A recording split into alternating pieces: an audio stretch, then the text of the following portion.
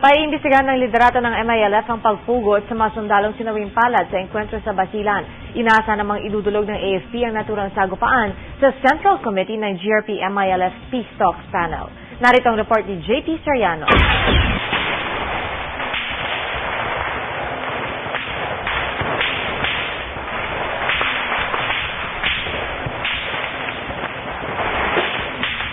Pitong oras ang tinagal ng bakbakang ito sa Tipo-Tipo Basilan nitong Martes.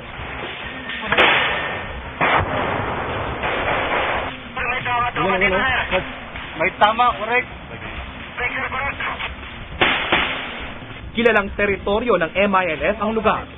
Ayon sa mga sundalo ng 1st Marine Brigade na nakabase sa Basilan, pinaputukan sila habang papaalis na sana sa lugar. Yesterday, when our troops were about to return from an operation trying to validate the presence of Father Bossi and his kidnappers in the area of Tipo-Tipo and Tipo-Tipo Basilan, they were ambushed on their way back.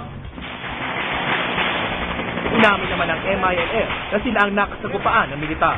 Pero ayon sa MILF, ang mga Marines daw ang lumusog sa lugar nila, kaya gumanti lang sila. Hindi nila finalo yung ceasefire agreement na kailangan yung mga massive movement na ganyan, meron coordination at pumasok sila, inatake ng MILF. So walang magawang MILF kasi delegate namin yun, so gumanti. There is going to be an investigation to what really happened, and if we would go to the bottom of this, we would identify really who are the culprits behind this attack.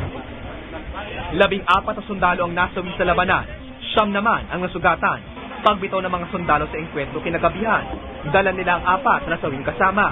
Ang 10 sundalo, ngayong Miyerkules nang natagpuan, pawang pinugutan.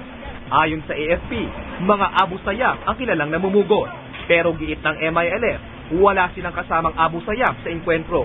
All those involved in the fighting are legitimate members of the MILF. As to those who did that cutting of heads, that is subject to investigation.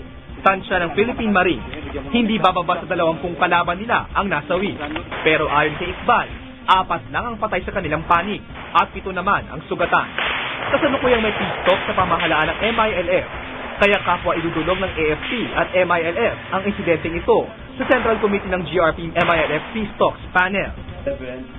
Ikinalungkot naman ng Malacanang ang naganap na engkwentro sa pagitan ng MILF at ng mga Marines.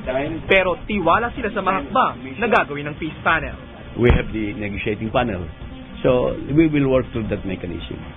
Para sa unang balita, JP Soriano reporting.